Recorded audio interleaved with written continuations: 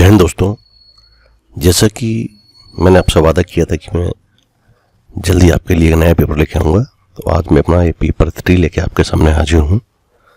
अब ये पिछले साल के जो स्टूडेंट हैं उन्होंने अपना पेपर सेव किया था NCVT साइट से, तो उन्होंने मुझे ये पेपर भेजा है। तो ये पेपर भी मैं आपको दिखाऊंगा कि पेपर कैसे आ रहा है। तो आपको मैं बिल्कुल भी नहीं कहूँगा कि यही पेपर आने वाला है, लेकिन इतना ज़रूर कहूँगा कि इसी प्रकार के पेपर आपको परीक्षा में आएंगे, तो आप तैयारी करें। अभी इसके पहले मैंने 2 पेपर 2022 के अपना चैनल में डाला है। अब ये 23 का पहला पेपर है। तो जैसा कि आप यहाँ पे देख रहे हैं, वेल्डर ईयर 1 19 जुलाई 2023। देखो एग्ज़ाम का टाइम लिखा है 9 से 11। ठीक है, तो पहला प्रश्न है, ये 2 नंबर का प्रश्न है अपना। मैं पहले ही बता चुका हूँ आपको कि ट्रेड थ्योरी में अपने 38 क्वेश्चन आएंगे। ठीक है, WSA workshop calculation 6 question, drawing 6 question और 25 क्वेश्चन आएंगे अपने एम्प्लॉयमेंट स्किल के। तो ये तो आपको पता ही है, और एक ही पेपर में आने वाले हैं ये। तो ये पेपर कैसा आएगा आप यहाँ पे देखें, किस प्रकार के पेपर है और समझें। ये क्वेश्चन शायद पहले भी आ चुका है पिछले पेपर में। अब देखो इस पेपर में भी ये क्वेश्चन रिपीट हुआ है। अब प्रश्न क्या है, एक्स के रूप में चिन्हित दोष का नाम क्या है। तो आप यहाँ पे देख रहे हैं कि एक्स के रूप में है ना, तो यहाँ पे एक्स ये लिखा है एक्स के रूप में। ये 2 प्लेटें हैं, बट वेल्ड है ना, इसमें देखो ये वेल्डिंग हुई है। तो इस दोष का नाम क्या है, ये जो खाली जगह है ना, कि मतलब अपना वेल्ड मेटल जो है यहाँ पे पूरी तरीके से भरा नहीं है, तो इससे अपन क्या कह सकते हैं, अधूरा पेनिट्रेशन। ये देखो फिलेट जोड़ है, यहाँ भी देखो ये ऊपर से वेल्ड हो गया लेकिन बीच में ये खाली जगह है, यहाँ भी खाली जगह है। ठीक है, तो ये अधूरा पेनिट्रेशन होता है। अब देखते हैं अपन यहाँ पे ऑप्शन क्या दिया है। तो ये दिया देखो पहला, अधूरा penetration, porosity, slag inclusion, undercut. तो कौन सा दोष हो गया अपना, ये अधूरा पेनिट्रेशन। अब हम चलते हैं प्रश्न नंबर 2 की तरफ। प्रश्न नंबर 2 क्या है अपना, एक रेजिस्टेंस वेल्डिंग विधि कौन सी है। तो यहाँ पे देखो आप thermit welding, explosive welding, spot welding, forge welding है ना। तो यदि आपने रेजिस्टेंस वेल्डिंग पढ़ी तो यहाँ पे पहचानिए इनमें से कौन सा रेजिस्टेंस वेल्डिंग है। तो इसका आंसर क्या है अपना, स्पॉट वेल्डिंग। स्पॉट वेल्डिंग क्या है, रेजिस्टेंस वेल्डिंग है। हम चलते हैं प्रश्न नंबर 3 की तरफ। चित्र में दर्शाई गई दाब प्रणाली का नाम क्या है ना। तो दाब प्रणाली कितने प्रकार की होती है अपना, ये देखो अभी अपन है ना, गैस वेल्डिंग में नहीं अपने 2 प्रकार की दाब प्रणाली होती है, high pressure gas welding plant और low pressure gas welding plant. जहाँ दोनों गैसें सिलेंडर के माध्यम से ली जाती हैं उसे हम कहते हैं high pressure gas welding plant, और जहाँ पे ऑक्सीजन के सिलेंडर के माध्यम से ली जाती है और एस्टिलीन गैस है जनरेटर के माध्यम से ली जाती है, उससे अपन क्या कहते हैं, लो प्रेशर प्लांट। तो यहाँ पे एक प्लांट दिखाया है। अब यहाँ पे देखो सिलेंडर अपने को एक ही दिख रहा है, एक जनरेटर है। तो कौन सा प्लांट अपना है, ये हो गया लो प्रेशर वेल्डिंग प्लांट है ना। तो इसके ऑप्शन अपन देखते हैं क्या है। यहाँ देखो लो, हाई, नॉर्मल, मीडियम। तो यहाँ पे क्या देखो देख रहे हैं आप, जनरेटर है और ऑक्सीजन सिलेंडर है। तो कौन सा प्लांट हो गया, ये लो प्रेशर प्लांट है ना। तो यहाँ पे लो आंसर आएगा, जो कि बिल्कुल सही है। अभी हम चलते हैं प्रश्न नंबर 4 की तरफ। शरीर की गर्मी या ठंडक की मात्रा को क्या कहते हैं। ये तो सिंपल सा है, आपने पढ़ा होगा कि जो भी चीज शरीर में ठंडी या गर्मी का एहसास दिलाती है वो किसके कारण से होती है अपना, वो तापमान के कारण से होती है। ठीक है, तो इसका सही आंसर क्या आएगा अपना, तापमान। सारे आंसर यहाँ दिए हैं, मैं तो कुछ भी नहीं बता रहा हूँ, मैं तो खाली आपको है ना पेपर दिखा रहा हूँ, आप देखें और यहाँ पे बिल्कुल थोड़ा सा दिमाग लगाएं। इसी प्रकार के प्रश्न आपको परीक्षा में आने वाले हैं। टिग वेल्डिंग में उच्च गलनांक का नॉन कंज्यूमेबल इलेक्ट्रोड कौन सा है। आप क्या पूछ रहे हैं जी, TIG वेल्डिंग में है ना। तो TIG वेल्डिंग में नॉन कंज्यूमेबल इलेक्ट्रोड कौन सा यूज होता है, टंगस्टन का होता है। ठीक है, टिग में और प्लाज्मा में दोनों में अपन किसका यूज करते हैं, टंगस्टन इलेक्ट्रोड का यूज करते हैं। तो पहला ऑप्शन है copper electrode, carbon electrode, aluminium electrode और टंगस्टन इलेक्ट्रोड। तो टिग वेल्डिंग में क्या यूज करते हैं अपन, टंगस्टन इलेक्ट्रोड। अब हम चलते हैं अगले प्रश्न की तरफ। अगला प्रश्न है हमारा, मध्यम कार्बन स्टील में कार्बन का प्रतिशत कितना होता है। तो ये आपका जो चैप्टर है उसमें दिया है कि किस कार्बन स्टील में कार्बन का कितना प्रतिशत होता है। तो यदि आपने अच्छे से पढ़ा है तो आप यहाँ पे इसका आंसर बिल्कुल दे सकते हैं। तो यहाँ पे क्या है इसका, पहला 0.6, दूसरा 0.30, तीसरा है 0.05 और चौथा है 0.05। तो उसका सही आंसर क्या है अपना, 0.30%। अगला है प्रश्न नंबर 7, कौन से जॉइंट फिलेट समूह के अंतर्गत आते हैं, है ना। अब यहाँ पे फिलेट, जॉइंट, बट जॉइंट, ये सब आपने पढ़े होंगे क्लास में। तो अब यहाँ पे इन्होंने पूछा फिलेट समूह के अंतर्गत कौन से आते हैं। तो यहाँ पे ऑप्शन ए में क्या दिया है, कॉर्नर जॉइंट, एज जॉइंट है। बी में दिया है T joint, lap joint. C में दिया है T joint, lap joint, corner joint, edge joint. और डी में दिया है टी जॉइंट, कॉर्नर जॉइंट। तो यहाँ पे सही आंसर क्या है, सी। ठीक है, अभी हम आगे चलते हैं प्रश्न नंबर 8 की तरफ। मोटी प्लेटों और अधिक उत्पादन के लिए किस वेल्डिंग प्रक्रिया का प्रयोग किया जाता है। ए है manual metal arc welding, B है सबमर्ज आर्क वेल्डिंग, सी है ऑटोमेटिक हाइड्रोजन वेल्डिंग और डी है सीलेड धातु की आर्क वेल्डिंग। तो इसका सही आंसर अपना क्या है, बी, सबमर्ज आर्क वेल्डिंग। ठीक, अभी हम चलते हैं प्रश्न नंबर 9 की तरफ। प्रश्न नंबर 9 हमारा क्या बोल रहा है, इलेक्ट्रोड कोडिंग को इंगित करने वाला अक्षर एच क्या है ना। इलेक्ट्रोड जब कोडिंग होती है तो आप लोगों ने इलेक्ट्रोड कोडिंग का चैप्टर पढ़ा होगा, वहां पे किस अक्षर का मीनिंग क्या होता है। तो यहाँ पे क्या पूछ रहा है, वो एच का मतलब क्या होता है। तो पहला ऑप्शन है इलेक्ट्रोड इफिशियंसी, दूसरा है रेडियोग्राफिक क्वालिटी, तीसरा है हाइड्रोजन कंट्रोल और चौथा है करंट स्थिति। इसका सही आंसर क्या है, सी, हाइड्रोजन नियंत्रित। ठीक है, अब हम चलते हैं प्रश्न नंबर 10 की तरफ। चित्र में दिखाया गया ब्लो पाइप भाग एक्स का नाम क्या है ना। तो आपने क्लास में बिल्कुल पढ़ा होगा कि ब्लो पाइप के कितने भाग होते हैं, उनके क्या क्या नाम होते हैं। तो अभी आपने देखो यहाँ पे ब्लो पाइप को देख के पहचानना है ना। क्लास में मैंने पहले भी बच्चों को बताया था कि बेटा आजकल जो है क्वेश्चन की पैटर्न चेंज हो गई है। आजकल क्या है, चित्र अधिक आ रहे हैं और उसमें एक्स भाग का नाम पूछ लेता। तो यहाँ पे क्या है, देखो ये कटिंग टॉर्च का चित्र है। क्या है ये, कटिंग टॉर्च का चित्र है। तो यहाँ से आपको कुछ भी पूछा जा सकता है। जैसे नहीं, यहाँ से पूछ लेगा कंट्रोल वाल्व कहाँ है, ठीक है, इनलेट कौन सा है, ठीक है, इस पाइप नेक पाइप है ये, इसका नाम क्या है ना। कटिंग टॉर्च का नहीं, ये एंगल है, यहाँ पे कितना एंगल 90 डिग्री है ना। कुछ भी पूछ सकता है। इसकी टिप कहाँ है, टिप में कर देगा एक्स भाग का नाम बताइए, कुछ भी पूछ सकता है। तब यहाँ पे इसने क्या पूछा हमसे, ये वाला भाग पूछा है। तो ये क्या है अपना एक्स्ट्रा ऑक्सीजन लीवर है। क्या है ये अपन नहीं है, जब कटिंग करते हैं तो एक्स्ट्रा ऑक्सीजन देने के लिए एक लीवर लगा होता है, वही है एक्स्ट्रा ऑक्सीजन लीवर। अब ऑप्शन देखते हैं अपन इसके क्या है। ऑप्शन ए क्या है, ऑक्सीजन नियंत्रण valve, oxygen inlet, acetylene control valve, cutting oxygen control valve. तो क्या है ये, कटिंग ऑक्सीजन कंट्रोल वाल्व। तो अभी हम चलते हैं प्रश्न नंबर 11 की तरफ। देखो फिर वैसे ही आगे अपना है ना, दिए गए पाइप डेवलपमेंट के लिए पाइप जॉइंट का कौन सा है। अब देखो डेवलपमेंट का यहाँ इसने चित्र दे दिया है ना। जब हम पाइप काटना होता है तो वहाँ पे क्या करते हैं, एक डेवलपमेंट बनाते हैं और उसकी सहायता से पाइप को काटते हैं। अब ये कौन सा डेवलपमेंट है, तो यहाँ पे अपन इसके ऑप्शन देखते हैं। 60 degree brown joint, 50 degree brown joint, Y joint, 90 degree T joint. तो ये जो डेवलपमेंट है किसका है, ये 90 डिग्री टी जॉइंट का डेवलपमेंट है। ठीक है, अभी हम चलते हैं आगे प्रश्न नंबर 12 की तरफ। तो प्रश्न नंबर 12 को देखें अभी आप, किस प्रकार की आर्क की लंबाई गहरी पेनिट्रेशन वेल्ड पैदा करती है। ठीक है, तो आपने आर्क पढ़ी होगी, कितने 3 प्रकार की होती है अपना है ना। तो इसमें किस प्रकार की आर्क की लंबाई गहरी पेनिट्रेशन वेल्ड पैदा करती है। पहला है शॉर्ट आर्क, दूसरा है लॉन्ग आर्क, तीसरा है टू लॉन्ग आर्क लेंथ, चौथा है मीडियम आर्क लेंथ। तो इसका सही आंसर अपना क्या है, शॉर्ट आर्क लेंथ। अब चलते हैं प्रश्न नंबर 13 की तरफ। ग्रूव वेल्डिंग की ऊर्ध्वाधर स्थिति के रूप में क्या परिभाषित किया गया है ना। ग्रूव वेल्डिंग, ये तो आपको पता ही होगा ग्रूव वेल्डिंग क्या होती है। ऊर्ध्वाधर स्थिति है ना, मतलब इसका वर्टिकल पोजीशन में। अब यहाँ पे देखना 2G, 6G, 3G, 1G, तो आपने पढ़ा हुआ ना 1G, 2G, 3G, 4G, और पाइप वेल्डिंग में 1G, 2G, 5G, 6G है ना। तब ग्रूव वेल्डिंग में पूछ रहा है वो। तो क्या है इसमें, वर्टिकल पोजीशन का में आती है, सबसे पहले समतल स्थिति आती है, फिर क्या हॉरिजॉन्टल आती है, उसके बाद वर्टिकल आती है, उसके बाद ओवरहेड आती है। तो उसका सही आंसर क्या आएगा अपना 3G।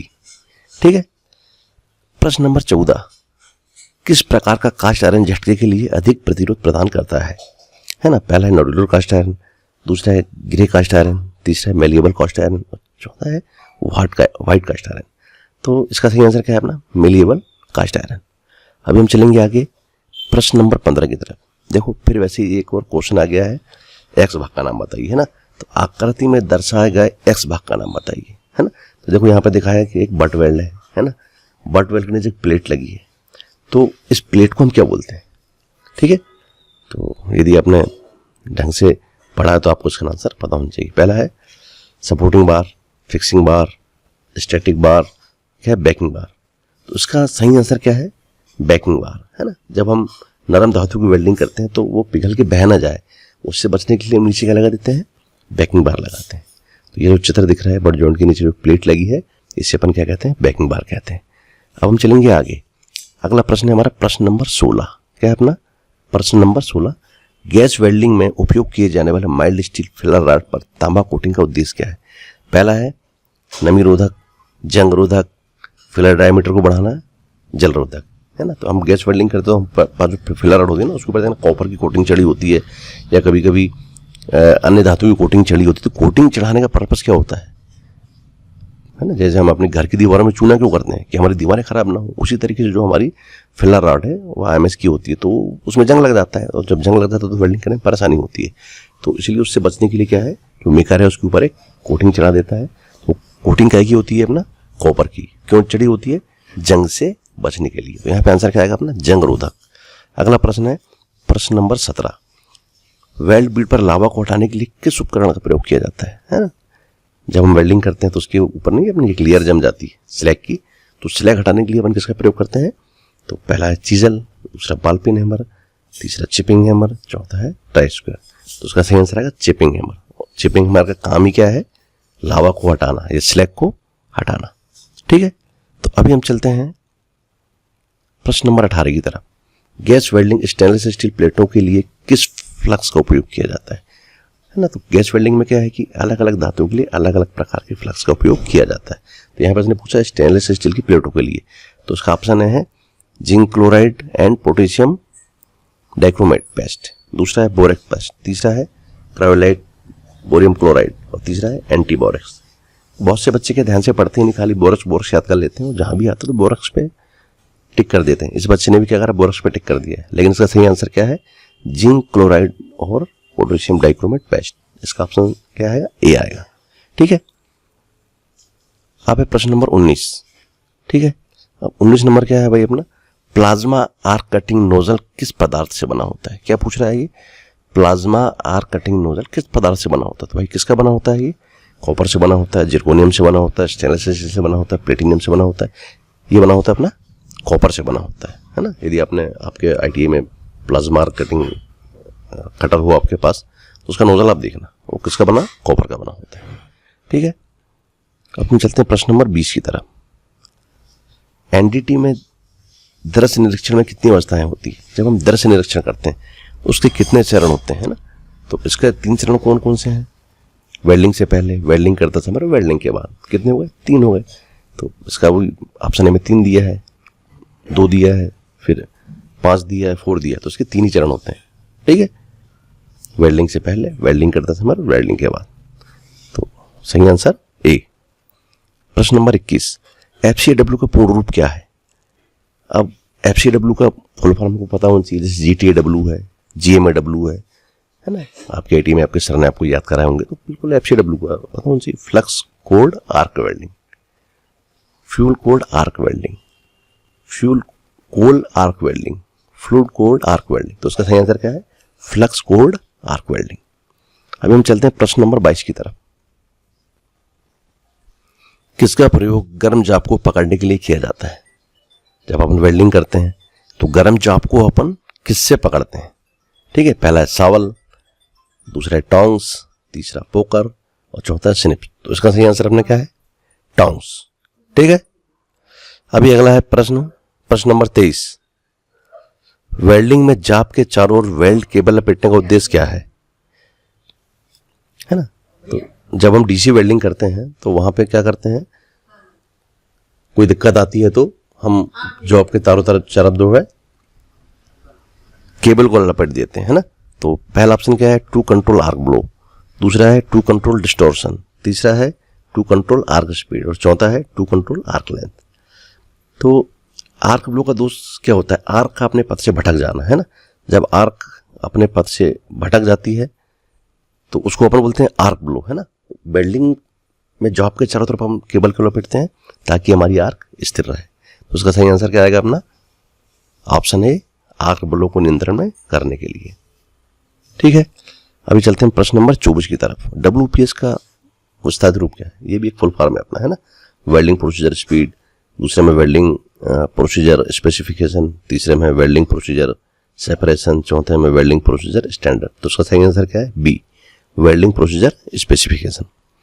अगला है हमारा प्रश्न नंबर 25। यहाँ भी देखो फिर वही क्वेश्चन आ गया है, what is marked S x, x के रूप में क्या चिन्हित है। ठीक है, तो अब यहाँ पे फिर देखेंगे कि एक्स के रूप में क्या चिन्हित है। देखो आपको यहाँ पे एक टॉर्च दिख रही है, और टॉर्च समझ पे आ रहा है कि कौन सी टॉर्च है, अपना टिक्की टॉर्च है ना।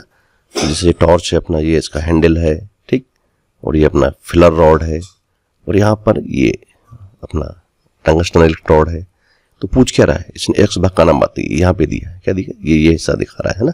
तो अभी अपन यहाँ पे 4 ऑप्शन देखते हैं, इनका सही आंसर क्या है। तो अब पहले टॉर्च का स्थिति हमने देख ली। अब यहाँ पे देखो, पहला है फिलर, दूसरा है शील्ड, तीसरा है टॉर्च, और चौथा है आर्क। तो यहाँ पर इसका सही आंसर क्या है, शील्ड। ये आप देख रहे हैं यहाँ पे, ये गैस शील्ड है ना, बाहरी जो लेयर दिखाई क्या, गैस शील्ड है ये फिलर है, इलेक्ट्रोड है, ठीक, ये आर्क है, ये टॉर्च है अपना, है ना। तो सही आंसर क्या है इसका, शील्ड, शील्ड है अपना। अब प्रश्न नंबर 26, गैस प्रवाह की अनुमति देने के लिए वायर फीडर में किस प्रकार के उपकरण का प्रयोग किया जाता है। पहला है पर्ज स्विच, दूसरा है बर्न बैक, तीसरा है स्टिच मोड्स, और चौथा है स्पॉट टाइमर। तो उसका सही आंसर क्या है अपना, पर्ज स्विच। ठीक है, अभी हम चलते हैं आगे। प्रश्न नंबर 27, चित्र में दिखाए गए टूल का नाम क्या है। यह टूल ये दिया है ना, आपके पास अरिहंत की बुक हो तो अरिहंत की बुक में देखना पीछे की तरफ ये चित्र दिया है, क्योंकि मैं अरिहंत की बुक से पढ़ा था तो मुझे याद आई। ठीक है, तो ये यहाँ पे आपको पहचानना है कि कौन सा यंत्र है। तो पहला plastic welding gun, air gun, powder coating kit, oxygen stealing cutting torch, plasma cutting nozzle. ये जो है अपना क्या है, प्लास्टिक वेल्डिंग एयर गन है। ठीक है, क्या है ये, प्लास्टिक वेल्डिंग एयर गन। अब हम चलते हैं अगले प्रश्न की तरफ।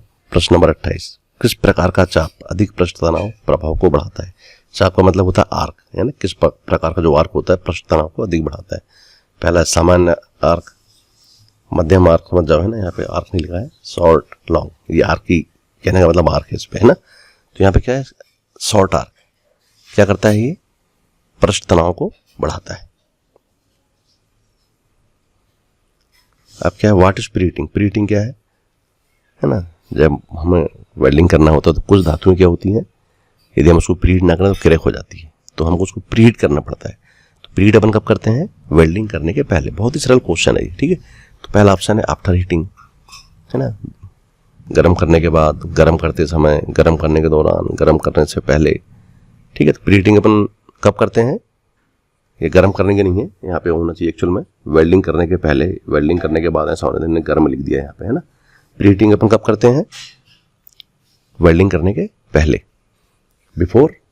यहाँ पे तो इसका आंसर इसके हिसाब से अपन चलो गर्म करने के पहले ही है, वेल्डिंग करने के पहले होगा। ये इसने लिखने में लगता है गलती कर दिया है। तो यदि आपको ये क्वेश्चन आता तो टेंशन नहीं लेना है, इसको अपने क्या करना है, बिफोर हीटिंग कर देना है। ठीक है,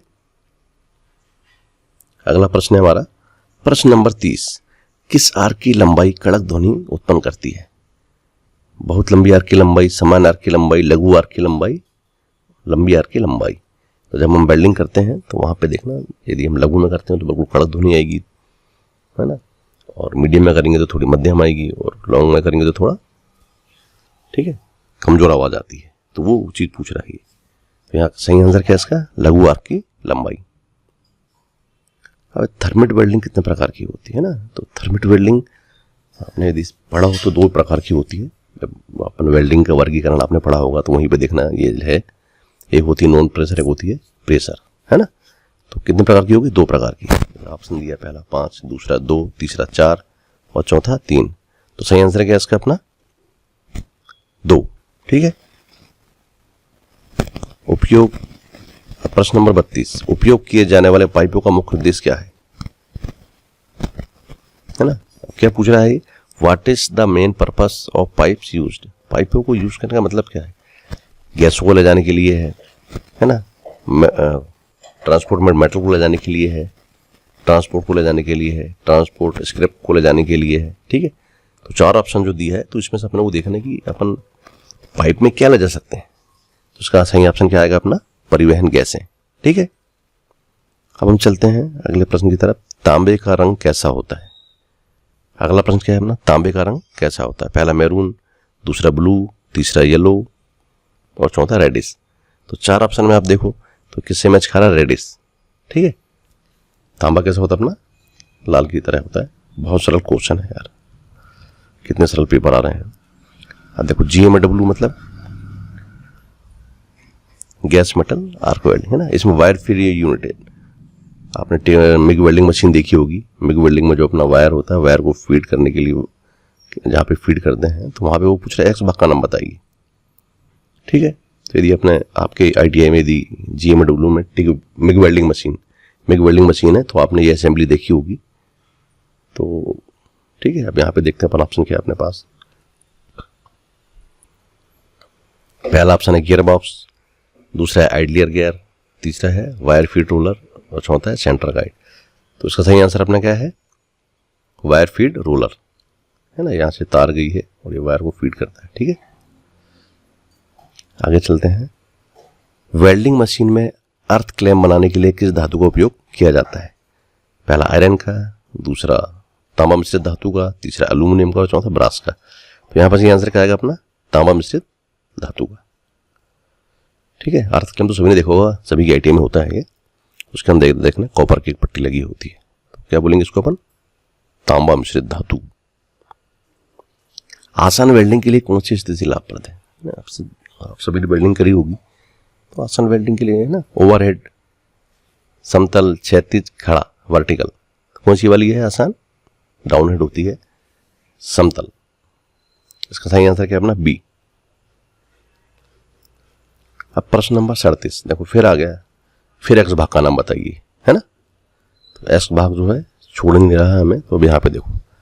अब देखो यहाँ पर क्या है, अपने को 2 सिलेंडर दिख रहे हैं ना, ऑक्सीजन और एसिटिलीन। ठीक है, अब यहाँ पे देखो एक ये टॉर्च दिख रही है, तो ये टॉर्च कौन सी है? तो आपने एक चैप्टर आता धात्विकरण पढ़ा होगा आपने।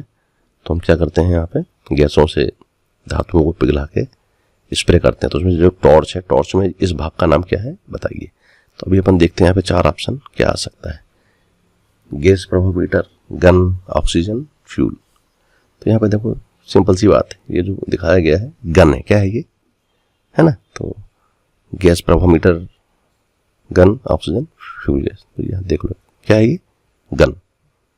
सही आंसर क्या आएगा इसका, गन आएगा। अब ट्रेड थ्योरी का अपना जो आखिरी क्वेश्चन क्या है, प्रश्न नंबर 38, सामान्यीकरण का मुख्य उद्देश्य क्या है? क्या है अपना, सामान्यीकरण का मुख्य उद्देश्य क्या है? ऑप्शन है क्या है, वेल्डिंग ऑपरेशन आसान, बी है क्रैकिंग को रोकने के लिए, सी है ग्रेन ऑफ यूनिफॉर्म स्ट्रक्चर, समान संरचना के ग्रेन कठोरता को नियंत्रित करने के लिए। ठीक है, तो सामान्यीकरण का उद्देश्य क्या है, what is the main purpose of normalising.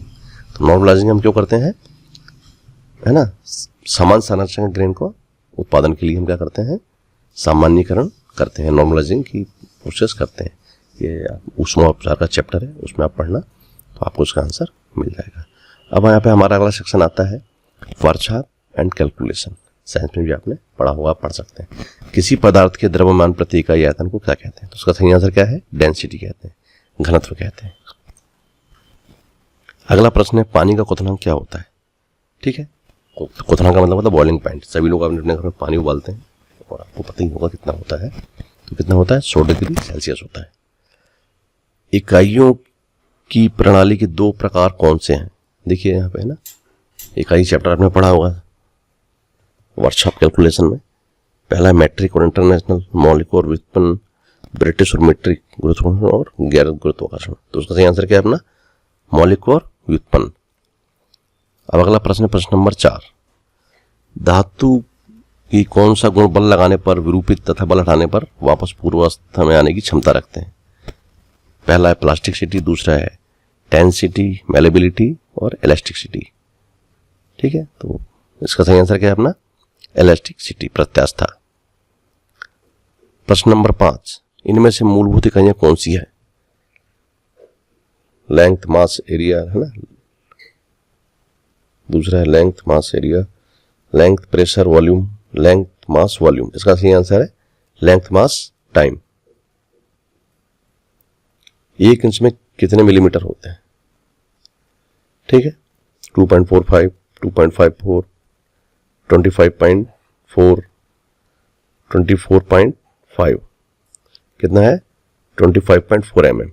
Engineering drawing का ये पहला क्वेश्चन है। मैंने बताया था ना आपको शुरू में कि भाई 6 क्वेश्चन अपने व्हाट्सएप कैलकुलेशन से आएंगे और 6 क्वेश्चन कहाँ से आएंगे? इंजीनियरिंग ड्राइंग से। तो अब देखिए ड्राइंग का पहला क्वेश्चन क्या है। अब यहाँ पे एक चित्र दिए प्रतीक, है ना, तो ये प्रतीक आपने पढ़े होंगे आपकी व्हाट्सएप कैलकुलेशन की बुक में दिए होंगे, ये तो पक्का दिए हैं। तो ये जो प्रतीक काय का है पहचानिए, काय का है? ये पानी का प्रतीक है। ठीक है, तो उसका सही आंसर क्या है अपना? पानी। प्रश्न नंबर 2, एक मानक अभ्यास के रूप में कौन सी शीर्षक ब्लॉक स्थिति सही है? तो आप लोगों को 4 ऑप्शनों को ध्यान से देखना है और ये भी आपको आपके सर ने पक्का पढ़ाए होंगे और पहचानना है कि सही आंसर क्या है इसका। ठीक है, तो यहाँ पर आप ध्यान से देख सकते हैं, इसका सही आंसर सी है। ठीक है, ये देखो, ये सही आंसर क्या है इसका? सी। अब देखें इसका प्रश्न नंबर 3 ड्राइंग का, सामग्री के पारंपरिक प्रतीक को पहचाना। तो फिर ये आ गया प्रतीक को पहचाना। तो अब ये सिंबल किस चीज का है ये भी आपने पढ़ा होगा, तो अपन इसके भी ऑप्शन देखते हैं।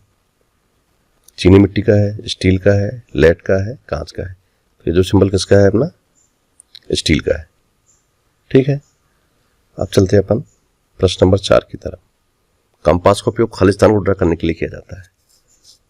ए आयत, बी त्रिकोण, सी वृत्त, चौथा है वर्ग। तो यहाँ पे सही आंसर क्या है अपना? वृत्त। ठीक है, प्रश्न नंबर 5, ड्राइंग अभ्यास के अनुसार कौन सा ड्राइंग आयाम सही है? जैसा कि ये क्वेश्चन पहले भी आ चुका है, जो अपना पिछले पेपर आपने देखे होंगे, जो 2 पेपर डले हैं, इसे यहाँ पे फिर रिपोर्ट हो गया है। तो इसमें ये क्या पूछ रहा है कि भाई ये जो चित्र हैं इनमें से कौन सी वाली ड्राइंग सही है? तो हम यहाँ पे जो है पूरा खेल डायमेंशन लाइन का है, मैंने पहले भी बताया था आपको, है ना। तो डायमेंशन हमेशा जो हम डायमेंशन लिखते हैं, कहाँ लिखते हैं? डायमेंशन लाइन के ऊपर लिखते हैं ना। तो यहाँ पे देखो नीचे लिखा हुआ है ना, तो इसलिए गलत है ये। अब ये ऑप्शन में देखो, बी में देखो, इनमें सभी जगह कहाँ लिखा? ऊपर लिखा हुआ है। ये ऊपर लिखा डायमेंशन लाइन के, यहाँ भी ऊपर लिखा, यहाँ भी ऊपर लिखा, इसलिए ये आंसर इसका सही है। अब इस चित्र में देखो, यहाँ ऊपर लिखा है, यहाँ ऊपर लिखा है, यहाँ नीचे लिखा है। ये आपको समझ पे आना चाहिए, है ना। तो यहाँ भी ऊपर लिखा है, यहाँ भी ऊपर लिखा है, यहाँ नीचे लिखा, तो ये भी गलत है। वो डी में देखो, यहाँ भी सेम देखो, यहाँ नीचे लिख दिया है, यहाँ ऊपर लिख दिया है और यहाँ ऊपर लिख दिया है ना। तो चारों चित्रों को देखने के बाद हम सही आंसर कहाँ है अपना? ये है। ठीक, ऑप्शन बी। तो सही आंसर क्या आएगा इसका? बी आएगा। अब हम चलते हैं अगले प्रश्न की तरफ। प्रश्न नंबर 6, सही संरेखित आयाम को पहचान करें। अब यहाँ भी देखो एक आयाम दिया है, अब यहाँ पहचान करना आपने। देखो ये ऑप्शन ए है, ये ऑप्शन बी है, ये ऑप्शन सी है, ये ऑप्शन डी है। तो इसका सही आंसर क्या है अपना? बी है ये। ठीक, अभी हम चलते हैं अगले सेक्शन में। तो अब आगे एम्प्लॉयबिलिटी स्किल इसी के अंदर आ गया है ना। तो मैंने बताया था ना कि एक ही पेपर में आपके सारे पेपर होने वाले हैं। तो अब हम यहाँ पे चलते हैं एम्प्लॉयबिलिटी स्किल के पहले क्वेश्चन की तरफ। तो पहला क्वेश्चन क्या है? इंटरव्यू एटिकेट में डॉस क्या है? पहला है ज्यादा कैजुअल कपड़े पहनना, कॉन्फिडेंट रहना, नौकरी पाने के लिए क्षमताओं के बारे में झूठ बोलना, बहुत ज्यादा इशारे करना। तो इंटरव्यू में क्या है? आपको बिल्कुल कॉन्फिडेंट रहना चाहिए, है ना। तो सही आंसर क्या है इसका? कॉन्फिडेंट रहना।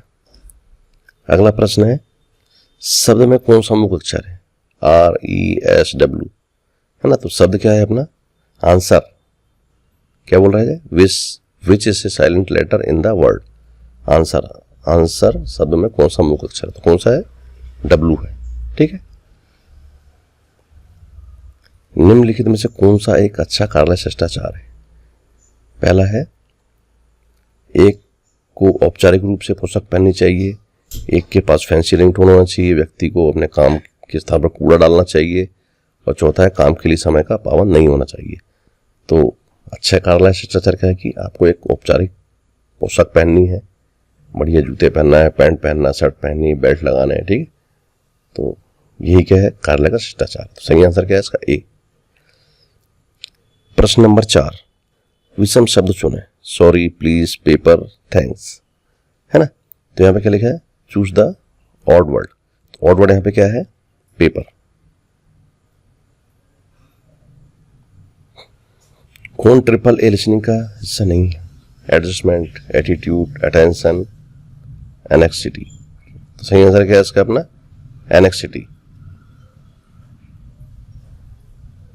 प्रश्न नंबर 6, तुलनात्मक विश्लेषण के साथ रिक्त स्थान भरें।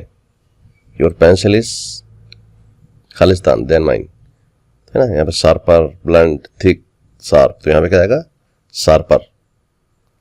प्रश्न नंबर 7, विनिर्माण उद्योगों की स्थिति तय करने के लिए किस निवेश पर विचार किया जाता है।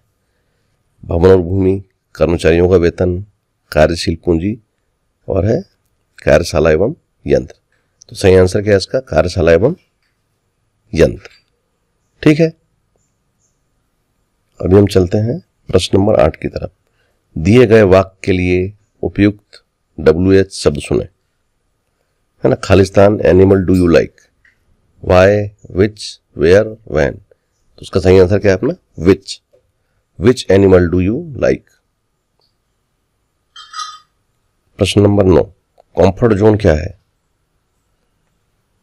ठीक है, पहला क्या है, आराम करने के लिए हवाई अड्डे में डिजाइन की गई जगह, हमारी परिचित जीवन शैली और व्यवहार ही हमारा आराम क्षेत्र है, यह वह जगह है जहां बच्चे रहते हैं, और आखिरी यह वह जगह है जहां हम सोने जाते हैं।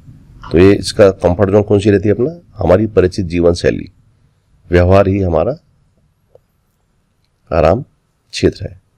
ठीक, तो उसका सही आंसर है बी। प्रश्न नंबर 10, तनाव के बारे में सही निम्नलिखित में से कौन सी है। पहला, तनाव को प्रबंधित किया जा सकता है। दूसरा, तनाव को नियंत्रित नहीं किया जा सकता है। तीसरा है, तनाव कम नहीं हो सकता। चौथा, ऊपर के सभी। उसका सही आंसर क्या है अपना, तनाव को प्रबंधित किया जा सकता है।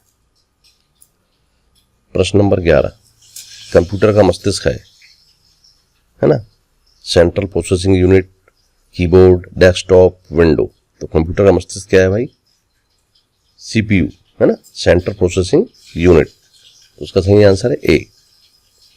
अब प्रश्न नंबर 12,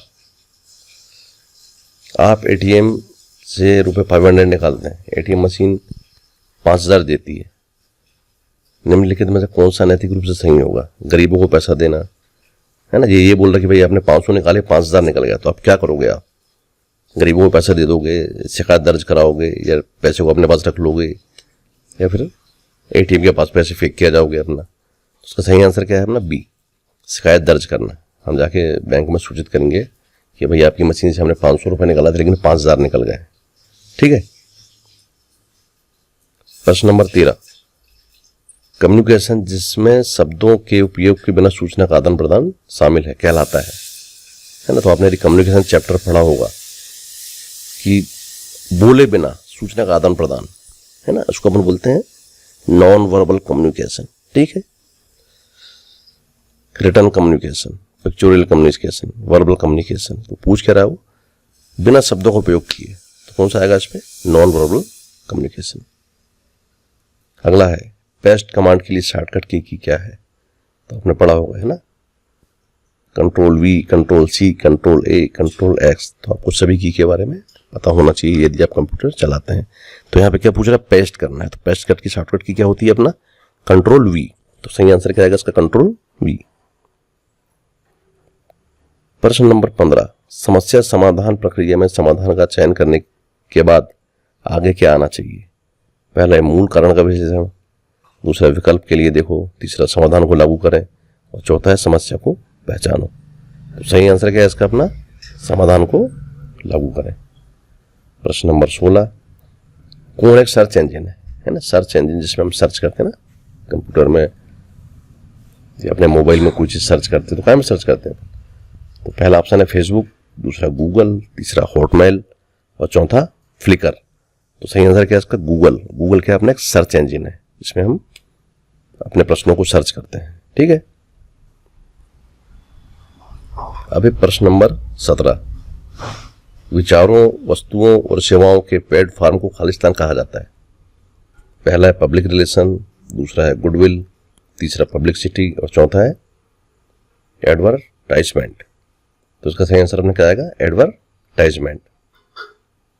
प्रश्न नंबर 18, खालिस्तान मैन्युफैक्चरिंग में प्रमुख परिवर्तन होते हैं, है ना। इंडस्ट्री रेगुलेशन पहला, दूसरा है वाटर रेगुलेशन, तीसरा ग्रीन रेगुलेशन और चौथा है फूड रेगुलेशन। तो सही आंसर क्या है इसका? उद्योग क्रांति, इंडस्ट्री रेगुलेशन। अब चलते हैं अपन प्रश्न नंबर 19 की तरफ। सौर, गर्मी या ठंडी वाली शारीरिक असहजता खालिस्तान के अंतर्गत आती है ना। Perception barrier, culture barrier, language barrier और एनवायरनमेंट बैरियर। तो ये शरीर गर्मी या ठंडी वाली शारीरिक असहजता क्या कहलाती है अपना? Environmental barrier. जब ये मौसम बदलता है तो अपने को गर्मी लगने लगती है, ठंड के मौसम में ठंडी लगने लगती है ना। तो ये काय की बाधा हो गई अपना? ये होगी पर्यावरण की बाधा। प्रश्न नंबर 20, रेलवे या उड़ान की घोषणा को सुनना शिक्षा का लेक्चर खालिस्तान के अंतर्गत आता है। पहला चिकित्सीय लिसनिंग, कॉम्प्रिहेंसिव लिसनिंग, प्रशंसात्मक लिसनिंग, क्रिटिकल लिसनिंग। तो यह आता है अपना कॉम्प्रिहेंसिव लिसनिंग में आता है। प्रश्न नंबर 21, 21वीं सदी के कार्यस्थल कौशल आपको रोजगार पाने में मदद करते हैं। ऑप्शन है, यहां तक कि जॉब मार्केट भी बदलता रहता है, दूसरा बहुत कठिन, तीसरा केवल उच्च योग्यता के साथ और चौथा केवल जब बाजार बढ़ रहा है। इसका सही आंसर क्या अपना? यहां तक कि जॉब मार्केट भी बदलता रहता है।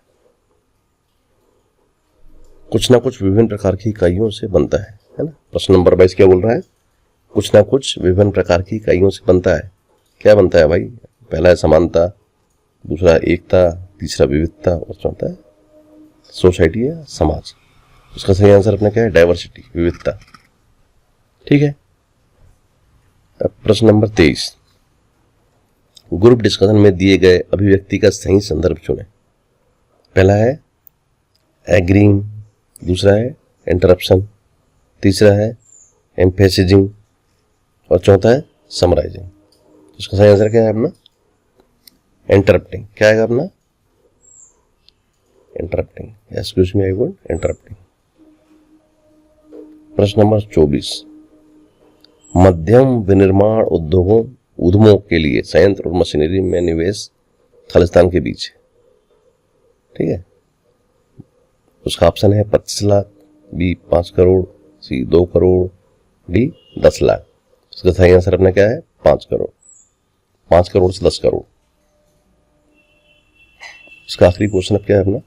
नैतिकता का अर्थ है, तय करें कि मानव आचरण के लिए क्या सही है और क्या गलत है। बी में क्या है? एक शहर का नाम, सी में रोजगार कौशल और डी में समाज से संबंधित। तो इसका आंसर क्या है? ए, तय करें कि विश्व मानव आचरण के लिए क्या सही है और क्या गलत है। तो इसके साथ अपना ये पेपर यहाँ पे क्या होता है? खत्म होता है। और मुझे खुशी होगी कि यदि आप इन पेपरों को देखें और स्टडी करें। हो सकता है कि इनमें से कुछ प्रश्न आपको परीक्षा में आ जाए। ये मैं बिल्कुल नहीं कहूँगी आएंगे, ये तो मैंने ये जो पेपर दिखा रहा हूँ इसका उद्देश्य क्या है कि आपको पता लगे कि पेपर कैसे आना है। ठीक है, लेकिन हो सकता है कि इनमें से कुछ क्वेश्चन आपको एग्जाम में आ सकते हैं। जैसे ड्राइंग में अपना 1-2 ड्राइंग रिपीट हुई है अपना, तो आप जरूर इन पेपरों को देखें, तैयारी करें, अच्छे नंबर से पास हो, ऐसी मेरी शुभकामनाएं हैं।